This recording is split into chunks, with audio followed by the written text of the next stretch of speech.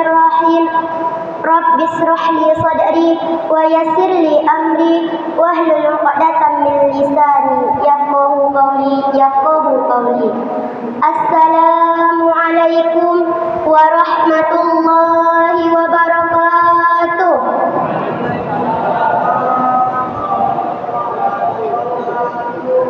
Innal hamdalillah nahmaduhu wa nasta'inuhu wa nastaghfiruh wa na'udzu billahi min shururi anfusina wa min sayyiati a'malina.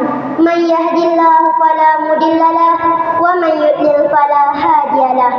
Asyhadu an la ilaha illallah wa asyhadu anna Muhammadan 'abduhu wa rasuluh la nabiyya ba'da, amma ba'du. Segala puji hanyalah milik Allah Subhanahu wa Ta'ala yang telah memberikan kita kesehatan, kesempatan sehingga masih bisa berkumpul di Masjid Raya As-Salam yang kita cintai ini dalam keadaan sehat walafiat. Salawat berangkaikan salam tak lupa pula kita hanturkan kepada Nabi junjungan alam, yakni Nabi besar Muhammad sallallahu alaihi wasallam, dengan sama-sama kita melafazkan Allahumma salli ala Sayyidina Muhammad wa ala ali Sayyidina Muhammad. Semoga dengan seringnya kita bersalawat, kita mendapatkan syafaat yaumil kelak. Amin, amin ya rabbal alamin. Baiklah, pada kesempatan malam hari ini, izinkan saya menyampaikan kutum singkat yang berjudul Bahaya Ghibah. Jamaah salat Isya dan Tarawih rahimakumullah. Mungkin kita tidak asing lagi dengan kata ghibah.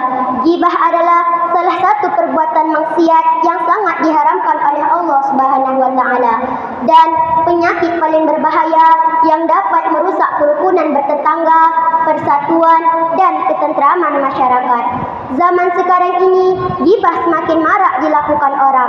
Jika dulu ghibah hanya dilakukan oleh sekumpulan orang di tempat tertentu saja yang sangat terbatas, saat ini seiring menjamurnya media sosial, ghibah semakin gencar dilakukan.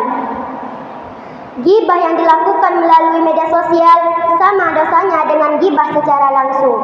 Banyak saudara-saudara kita yang seringkali melakukan ghibah tanpa mereka sadari, bahkan dengan sengaja mereka melakukannya. Diriwayatkan dari sahabat Nabi Abu Hurairah radhiyallahu anhu bahwa Rasulullah sallallahu alaihi wasallam bersabda, "Tahukah kalian apakah ghibah itu?" Para sahabat menjawab, "Allah dan Rasulnya lebih tahu."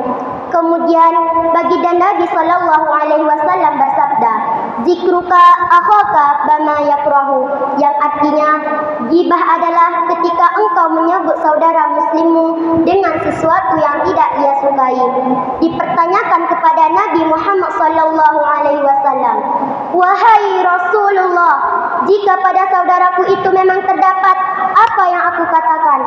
Beliau menjawab, "In kana ma taqulu faqad tabtahu wa illam yakun fihi la taqul." Jika padanya terdapat apa yang engkau katakan, maka engkau telah melakukan ghibah kepadanya, dan jika tidak terdapat padanya apa yang engkau katakan, maka engkau telah melakukan fitnah kepadanya. Hadis riwayat Muslim. Selanjutnya, dalam sebuah hadis Rasulullah sallallahu alaihi wasallam bersabda, dari Abu Barzah Al-Aslami berkata, "Wahai orang yang imannya masih sebatas lisannya dan belum masuk ke hati, janganlah kalian menggibah, menggunjing orang-orang muslim. Janganlah kalian mencari-cari kesalahan mereka, karena barang siapa yang mencari-cari kesalahan mereka, maka Allah akan membongkar kesalahannya. Serta barang siapa yang diungkap auratnya oleh Allah, maka dia akan memperlihatkan auratnya di rumahnya." Ghibah adalah perbuatan yang dilarang oleh Allah dan Rasulnya, sebagaimana firman Allah Ta'ala surah Al-Hujurat ayat 12. A'udzu billahi minasy syaithanir rajim. Bismillahirrahmanirrahim. Ya ayyuhalladzina amanu ijtanibu katsiran minadh-dhanni inna ba'dadh-dhanni ithmun wa la tajassasu wa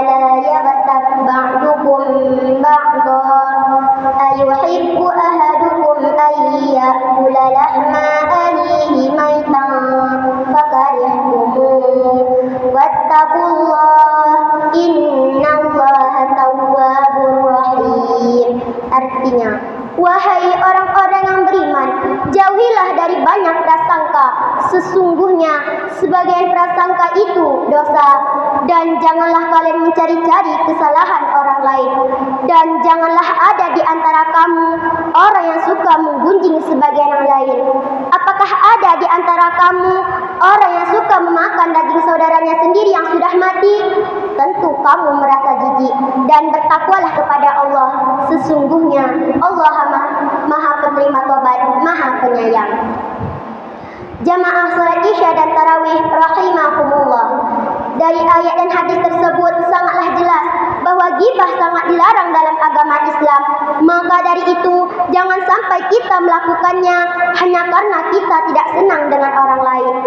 Adapun bahaya ghibah bagi pelakunya adalah yang pertama, mengundang orang lain melakukan hal yang serupa terhadapnya.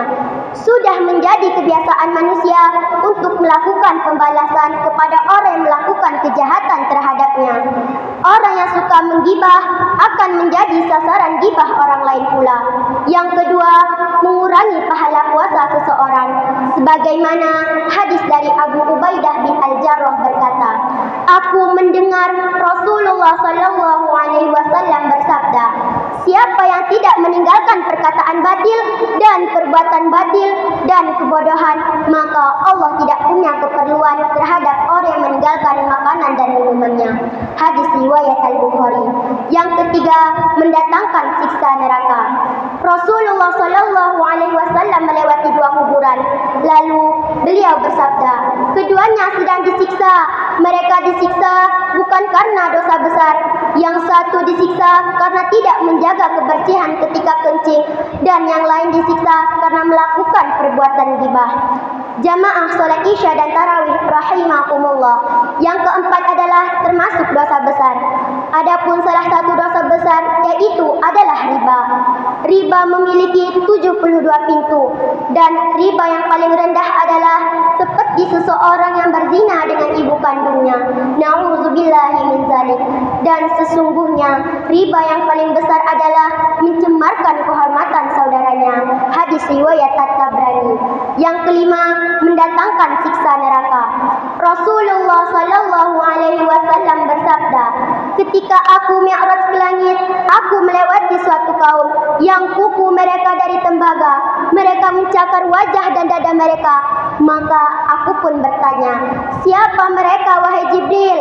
Jibril menjawab, mereka adalah orang yang suka memakan daging saudaranya sendiri yang sudah mati dan mencemarkan kehormatan saudaranya.